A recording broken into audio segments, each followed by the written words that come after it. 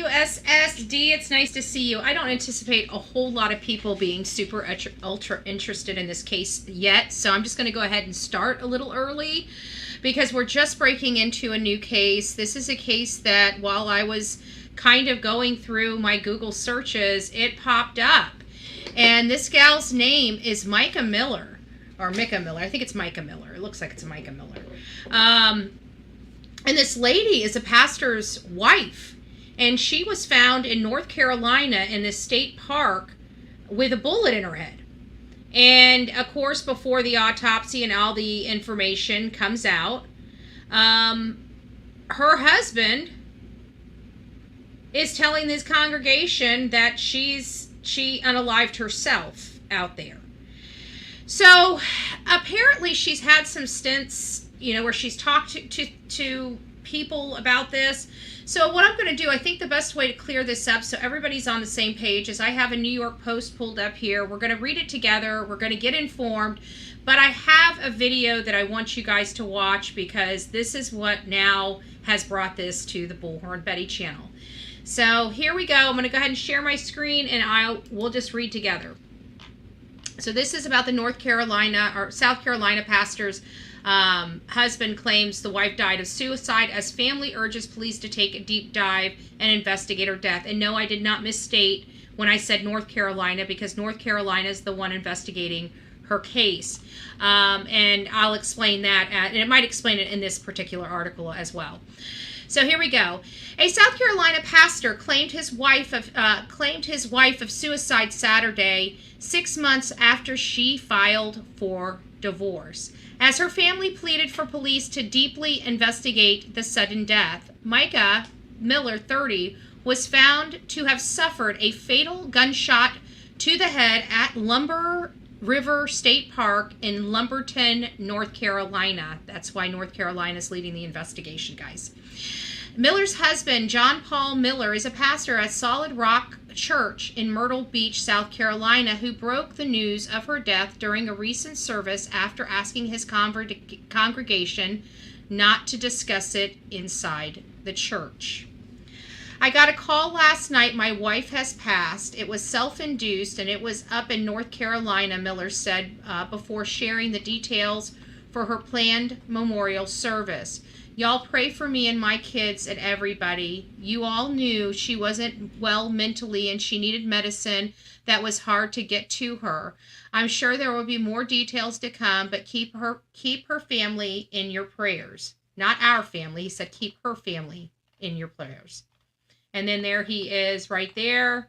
There's more to come. You guys are going to want to stick around again. There's a reason why we're debuting this, and it's not because it's a New York Post. I can tell you that. Friends of the pastor's late second wife were taken aback over Mica Miller's death and urged officials to look into it deeply. This has to be at least looked into deeply. There's got to be some accountability here, Kenn Young told WPED, because a tragic life was lost, and it's not just as simple as a mental health issue. Mica Miller's death comes as the Robeson County Sheriff's Office opened an investigation into the April 27th shooting. Officials are in the process of gathering information from people in South and North Carolina as part of their investigation into how Miller died. Major Damian McLean told the outlet. McLean revealed that there is no indication of the community being in danger. She had struggled with suicide before. Each time we would help her through it and take her to the doctors, and we would get her through it. Everything was fine. She even gave a few testimonies here at church that we have on video. John Paul said she battled suicide, but God took care of her and got her through it. As the pastor claims, he and his wife spent every night together for hours just talking and talking and talking. Mica Miller filed for divorce from her husband in October 2023, according to the court records viewed by the Post. I don't understand how she can go from talking to him every single night for hours and hours and hours to wanting a divorce. You typically don't do that, because if you rely on that person to talk to you for hours and hours and hours, you would want to maintain those hours and hours and hours. I don't know. The case was dismissed in February, but a few days later, John Paul Miller filed a separation support and maintenance seeking financial support as the couple were still legally married. That was a dick move. In April, Mica Miller also filed for separate support and maintenance, with a hearing scheduled for June 5th. Her family is seeking justice for, maybe it's Mica, I don't know, because it looked like America, like Mica, I don't know. It might be Mica, it might be Mica. I'll have to listen to some videos and see the pronunciation of her name. I want to make sure that we get that right. As they claim, a no-contact order and a divorce was filed days before her death, according to the Robsonian. We are devastated. Prayers appreciated. Oh, it still goes on. There's a lot to talk about already going on. There is a lot to talk already going on, so I want to set the record straight. Our sister Mica Miller passed away yesterday. Please do not listen to false stories being shared about you. Mica Miller's sister Savannah shared on Facebook, Mica was a God-fearing, joyful, loving woman who did not deserve the abuse she endured. If you hear anything about this from anyone other than her family, please question it. Reach out to her siblings or her parents. Keep our family in your prayers, and if you have any information that needs to be shared, please contact one of us. Please respect us in this time and honor her memory with joy that she is no longer suffering. Mica Miller was remembered as energetic, adventurous, and she met her husband in 2009, and the two were married in 2017. Wow, that's a long courtship, according to her obituary.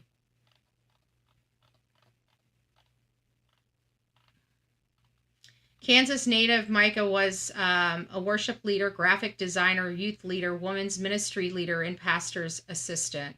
One of Mica Miller's final Facebook posts included her smiling with a selfie along with an eerie caption, "When terrible, terrible, terrible things happen to you, you know all what I'm talking about. RPF, resting peace face." She's survived by her husband, siblings, and 5 stepchildren. So she was taking care of 5 children.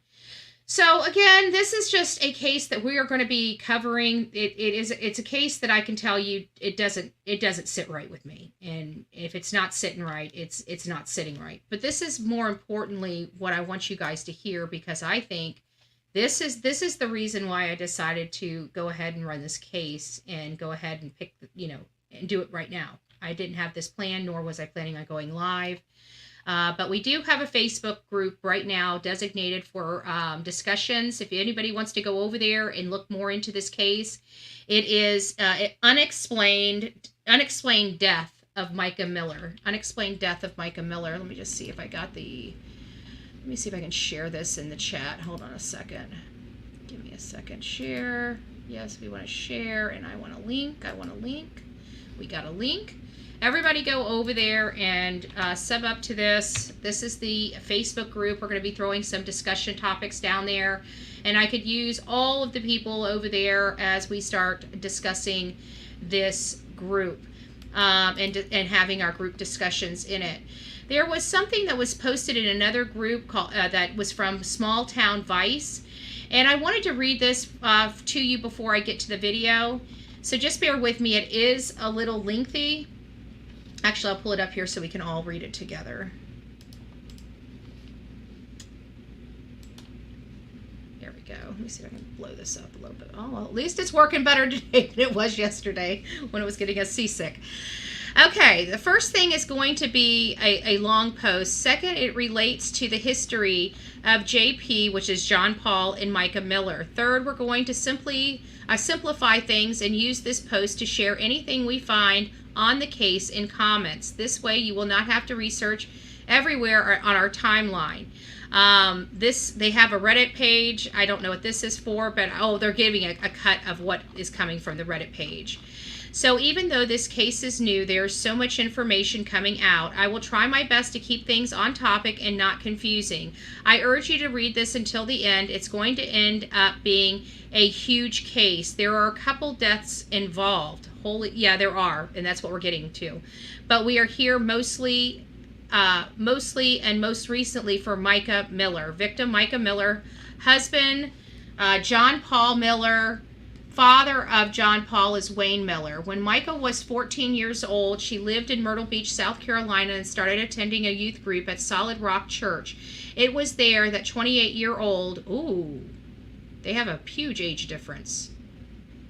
14 years old she was. He was 28 years old. One red flag right there. It was there that 28-year-old John Paul started grooming her while he was married to his wife, who he shares 5 children with. His charges when he was married for her were knowing damaged property ×2, aggravated assault with a deadly weapon, possession of a liquor by a minor ×2, possession of consumed liquor by a minor, cannabis possession of 2.5 grams, contributing to the delinquency of a child, domestic battery, bodily harm, domestic battery, physical contact, assault and battery of high and aggravated nature ×2, being on the premises after warning or refusing to leave. The two got married when Mica was 23 years old and JP was 37 years old. JP is the owner of Church Solid Rock, and from local reviews ran off a lot of people. He's a misogynist. He has a misogynistic views, would verbally attack people, and everyone feared for Mica. He verbally, financially, mentally, physically, spiritually, and sexually assaulted her throughout her marriage. If she wanted to leave, he would have her committed to a mental hospital. He openly talked about her struggles during his sermon, as did she. JP failed to mention that he was the reason for her mental struggles. He would emotionally torture her, make her watch him have sex with other women in front of her, slash her tires, stalk her, put tracking devices on her car. She was even sleeping on a couch, terrified of him finding and committing her again from another friend. Mica escaped JP in February 2024. Friends were hiding Mica. She found out he was doing things with the money from the church. After that, he put her in a mental hospital again. When she got out, she told friends, "I'm not mentally ill. I'm not sick. I don't want to harm myself. And he's going to make it look like I KILLED'd myself." This is like pretty cray-cray, if you ask me. She knew that this was where he was going with it. He's going to try to frame me. One day I know he's going to do it. The church is not listening with this Southern Baptist Convention, nor is it listed as nonprofit. This could have been what Mica found out. He was committing tax fraud and had been for years. This last month, she started reconnecting with friends that JP had forced her to isolate from. One message from Mica to a friend on April 5th reads, "Thank you for your gentle warning throughout the years regarding my relationship with JP. I know that you knew I wasn't ready to get out, but looking back on your warnings were very helpful when trying to make a tough life decision. Definitely have replayed our convos in my head over and over throughout the years and wish there was something I could do to get out, and now I've done it." So she was leaving, and we know that leaving is the most dangerous time in an abusive relationship. To give an example of what this guy is like when he preaches, in February 2024, he was part of a sermon. He reads aloud to his churchgoers, "You know, a year ago, my wife, they went to Africa. They had a wonderful trip. They came back with the idea to start a school in Africa. And 6 weeks ago, she goes to the hospital, gets out, and just leaves me, completely leaves me, drains our bank account. And I go, guess what? While you're talking bad about me out there, I'm building a school in Africa for over 100 kids in order to feed them." The goers goes on about God. "Then one day I'm going to preach to God about getting rich, strong, healthy, and finding a hot wife that loves Jesus." That is a little, that's what I'm going to do. That's a little off-putting from a preacher, to say the least. Coming from the Bullhorn Betty show, not so much, but a pastor? Yeah. Then he continues to bash Mica, saying, when my wife was in the hospital, I looked at her phone and I counted over the past 2 years, 18 people who had texted her and said, if you ever want to talk to someone about your husband, you can talk to me and say anything and I'll keep it confidential. This made him visibly angry while on stage. Mica filed for divorce and protective order 48 hours before she was found dead. The crime. In her final week, she made plans to get her hair cut, get help with her car payment because she was a little short after paying the divorce lawyer, and planned on meeting her friends at the church service Sunday, April 28th. On Saturday, April 27th, Mica left in her work uniform to work at J. Peter's, a local restaurant. She never showed. Her body was discovered an hour and a half away in Lumberton, North Carolina. Her cause of death was a gunshot wound to the head.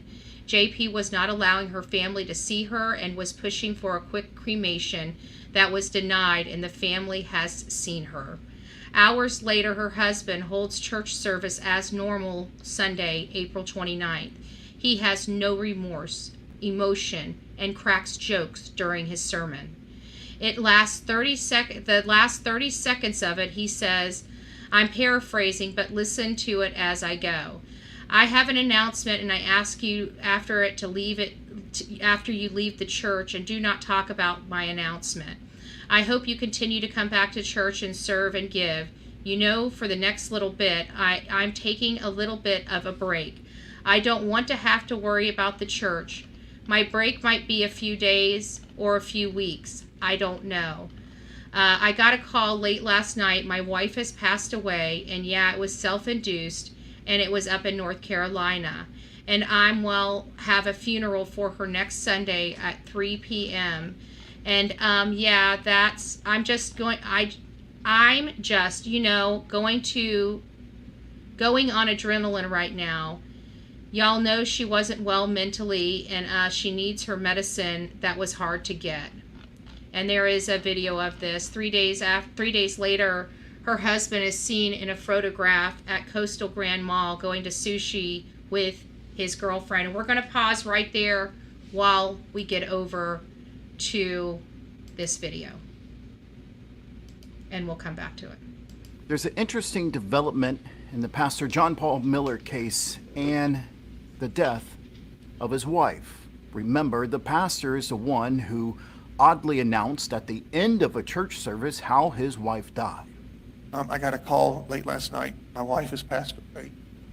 Yeah, it was self-induced, and it was up in North Carolina. Now, Pastor John Paul and his wife Mica had been separated for some time, long enough for Pastor John Paul Miller to have a girlfriend. And this girlfriend has an interesting past. Her name is Susie Skinner, and according to multiple sources, Susie and Pastor John Paul have been dating for quite a while. Now, this is where I have just a tidbit of an issue, because I don't know what for a while is. And for a while can be a number of things. Like for me, for a while can be a couple years, right? For a while to somebody might be 5 years. I mean, we had a lady that called in on our morning show that had been married to her husband for 45 years. For a while, literally maybe 5 years for her. So how long were they together? Because this is going to be key, because there's some really, really important stuff here that you need to watch. And that's interesting because the pastor and Mica Miller were not legally divorced. And as you can tell in this picture with Susie, the pastor still has his wedding ring on. But there's something disturbing. How does that make you feel? A pastor going out after his wife unalived herself to have sushi. This is just about as bad as the Proudfoots going out for a frickin' barbecue when you got 100 people searching for your son while you sit on your rump.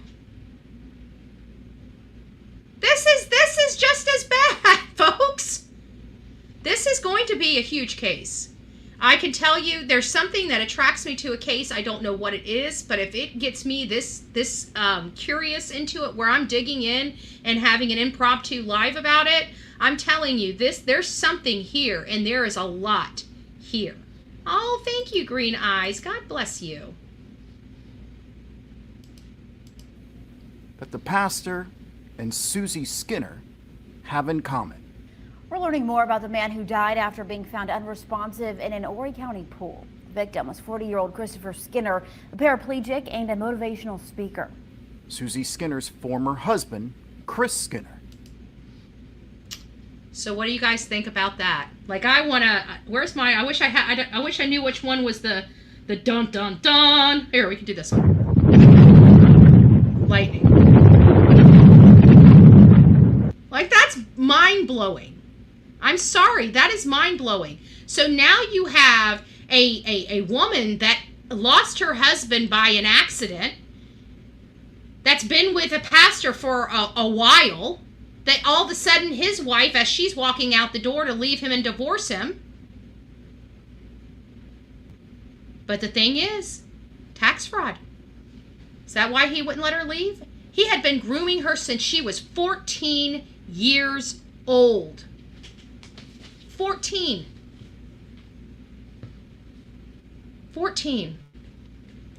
She died at 30. I'm sick to my stomach. Died from a drowning accident. Chris Skinner had a tragic accident some 20 years ago that left him bound to a wheelchair, but he adapted and lived a beautiful life. And according to Susie, he enjoyed going to their community pool often by himself. And on Labor Day 2021, Chris did just that. But apparently something went terribly wrong. So he has been there, going there for years. Never had a problem, went there for years. All of a sudden, this one day, he has a mishap? I mean, it is possible. I don't know. According to reports, Chris got too close to the pool with his wheelchair and fell in, with nobody around to save him. And as I said, Chris had been in his wheelchair for almost 20 years. And according to Susie... Okay, so let's put this into perspective. Been in the wheelchair almost 20 years. We would have to expect that wheelchair to almost be an arm or a leg, an extension of him. I bet you 20 years, he can probably do some tricks in his wheelchair. 20 years, that man knows everything about his wheelchair. I guarantee he's came to some close calls before, and because he knew his wheelchair is an extension of him. 20 years. And then on a Labor Day weekend, nobody's around, and he just so happens to go right into the pool. Every day during the summer since 2013, they would go to this pool, so he was familiar with the area. But somehow, on Labor Day 2021, Chris misjudged how close he was to the pool and fell in. And guess who conducted his funeral? It's very, very exciting. I was Chris's pastor to preach. I don't even know what to say. Don't even know what to say. Funeral in which I don't have to lie. It's probably my first funeral where I get to say all the truthful stuff. I thought pastors weren't supposed to lie to begin with. That's why we come to you. You guys are supposed to be next to God. And that's because we know beyond a shadow of a doubt that Chris was a child of God, is a child of God, faithful husband, wonderful father, great friend, brother. And if you want to read more about the life of Chris and Susie Skinner and how she's adapted to this tragic accident, you don't have to go very far. You just have to go to the pastor's own church website. The entire story is there. I want to be very clear. He wants to be crystal clear, guys. Crystal clear. This is all just circumstantial evidence. As of now, there's nothing connecting the two deaths. But I do believe this is a very important part to a story that's becoming very complicated. A story that according to friends and family of Mica Miller, it's very dark. Darker than what the good pastor wants you to know. This is creepy. This, guys, like I said, the reason this is the video that took me over the edge. This is the video that brought this to my front door. Because I heard about this case, I read about it, and I set up a Facebook, but I didn't really run with a story on it just yet. I was actually getting some new, trying to find some information, and of course, I found some information, and it's not looking good. And I just, my initial assessments, there is definitely more going on here than her just unaliving herself, her hating her life so much that she unalives herself. He mind effed her. He mind effed her really bad. God hates divorce, but why? According to everybody I've asked and the scriptures that I've found, it's because it hurts people. But does abuse hurt people? How do you think God feels about that? So it seems like she was desperately trying to let people know the truth. She was letting people know this man was abusing her. And right when she gets the gumption to leave, to really leave for the first time since she was 14 years old, 2 days later, she's gone? Cut it out. Nobody's going to believe that hocus pocus. Nobody's going to believe that hocus pocus. So the only reason why I'm coming here, we're not opening the phone lines. We're not going to have like a major discussion on this topic right now. I just want you guys to get the fury. Okay? I want you guys to get the fury because it appears to be multiple people. If you heard in that article that I read, and we're going to get back to it, they talked about his second late wife. His second late wife. Is this her second late wife? I don't know. How many more people are in his wake? Because we've got a body on his girlfriend and a body on him. That doesn't make me feel all warm and fuzzy inside. At all.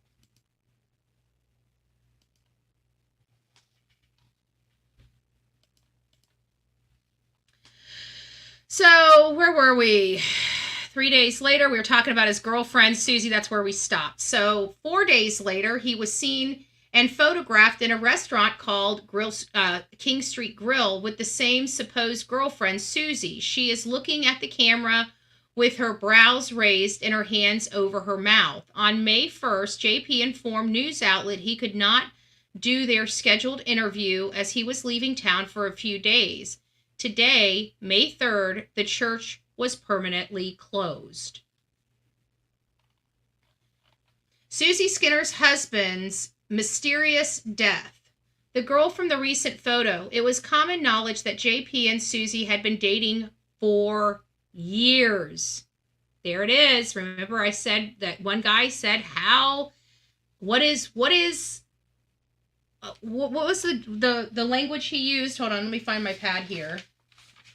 For quite a while. He used the language for quite a while. And I said for quite a while can be a lot, could be something for anybody. Quite a while could be 6 months to one person, and quite a while can be 5 years to another person. And we're learning from this that JP and Susie had been dating for years while he's married to his wife.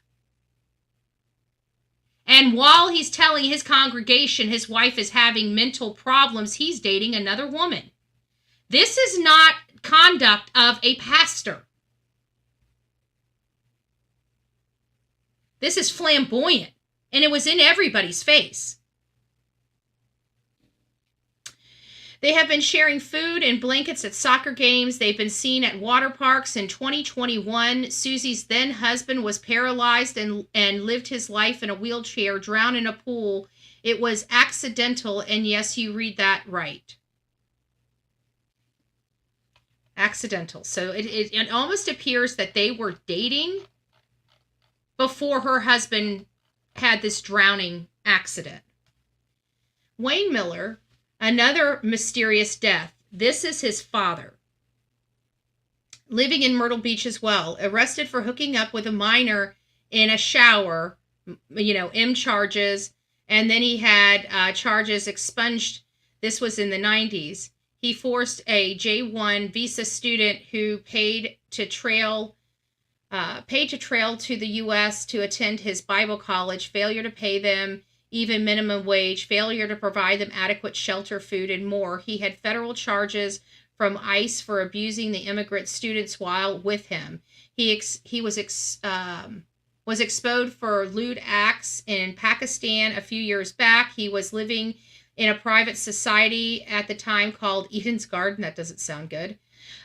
Which was full of young, remember his history of Jerry Savelle, who started the church in Pakistan that Wayne was associated with, passed away on April 14th, 2024 with no clear cause of death. In a video, you could see them talking to Dr. Jerry Savelle. Didn't know all the illegal things Wayne was doing and didn't realize Savelle, was contributing to it. So there's this history goes on. We're going to keep reading this because I'm interested. Also in Pakistan, he had planned to make false accusations in the Pakistan court system because he was about to get exposed for his S type of relationships and all the SA he was committing there. And if you guys know anything, Pakistan, that is, I'm pretty sure that is a firing squad type of crime, if I'm not mistaken. They live differently than we live here in the United States, guys. I just want to let you know. Don't be mad at me for saying that. It has nothing to do with me personally. It's just them, if I'm not mistaken. You'll do your own research, get your own facts. The allegations, we don't know what they were proven to be false by Pakistan courts this past October. He then had his male companion come to America with his Pakistan sister, and Troy, Wayne's friend, was the sponsor to marry the sister so they could come here. The article about Troy from 2003 reads, a former Myrtle Beach area pastor is facing charges of child M. 32-year-old Robert Troy Taylor turned himself in to Georgetown County authorities on Saturday. He's the former pastor at Low Country Community. Jeez Louise. What is going on with the worship centers? He's the former pastor at the Low Country. Where's that at? Low Country Community Church in Morrell's Inlet, just south of, maybe it's just south of Myrtle Beach. The charges are reportedly connected to 2 incidents with 12-year-old boys. Jeez. JP's older son, he has a history of domestic abuse against his wife and serving time for hitting her over the head with a glass bottle in 2024. Search the hashtag Justice for Mica on Facebook and you can see videos, pictures, text message, etc. Please ignore the obituary this abuser wrote. It's so disgusting. Paints him as this amazing light. This is only the beginning. Her death was called a suicide, but Robe County is investigating it, and all of the information has been sent to our local police department as well as Robeson County. A protest is being held at public property outside of the church blocks away on Sunday at 9 a.m. Even though the news came out today, they are closed. This is for Mica. One of her last videos she uploaded to her Facebook was her speaking out about her abuse, and she looked so empty inside.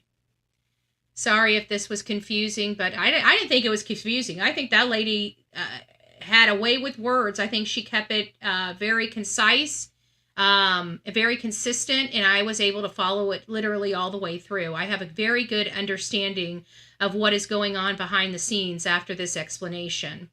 Sorry if this was confusing, but police have barely released any information except the basics, but the rest were from old articles and people's stories about her. I tried to piece it all together the best I could to show the entire family is about to go down, as they should have a long time ago.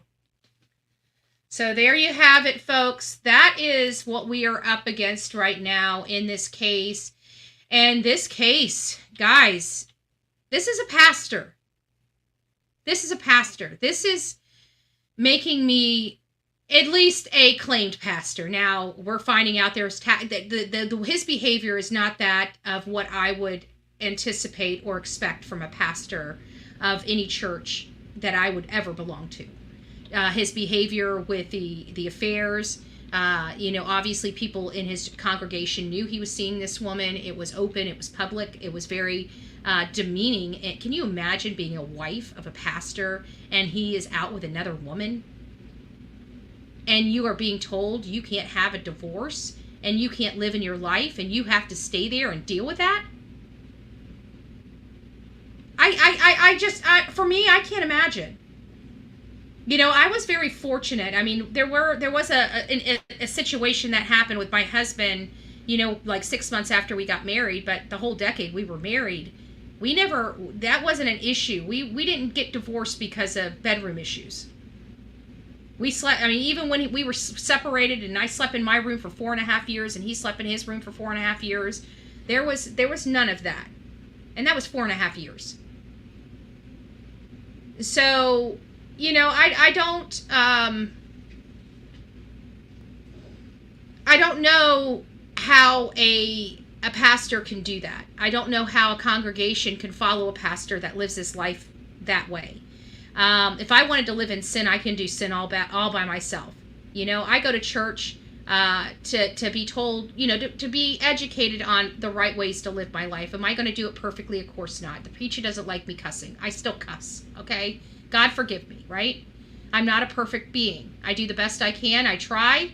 Some things are a little harder than others, okay? Nicotine, caffeine, and cussing, okay? Got a problem over here. Got a problem. So there you guys have it. What do you guys think? Pretty interesting, huh? It's a case that I wasn't really expecting out today. It was a case that I really wasn't expecting to draw in, and it's not something I really, the hard part is the pastor. So I have to remove the pastor from my thought because I don't know any pastor, any godly pastor that acts and behaves in this way or this manner. So I think this is a very interesting case. I hope you guys start diving into it. I hope it starts sparking your curiosity. We do have the Facebook group. Let me share that here. There we go. I would like everybody to get over here, the Unexplained Death of Mica Miller. This is the discussion group on that. I'd like you guys to get all over here. I just set this up today. It is a growing page, but this is where we're going to be sharing some detailed information about this case, getting our ducks in a row about this case. If you guys do spreadsheets, if you guys, if there's interviews, if there's other information, drop it in that group so we can all see it and get it. It's an open group. It's also for other creators that need information, that want to tap into some people. I have it completely open. You don't have to worry about, going through a process or anything like that. If you want to post in there, if you've got good videos that explain some stuff, post your videos in there as well. It's all about getting her name out there and getting as much information strummed up as possible. So hopefully you guys get over there, sub up to that group, and let's get cracking on this case, and let's start putting some information about this pastor in there. It looks like the pastor is we look at the people closest to it, but it does look like the pastor, I'm going to say his girlfriend as well, because his girlfriend's going to want to be the next Miss Miller, right? He's got her convinced she needs to be the next Miss Miller, and he can't be the next Miss Miller if he divorces his wife, right? There's no marriage going forward if his wife is still there, and he's not going to divorce her. She's been trying to divorce him. He's been fighting her for it because it's not the way to live your life under God, right?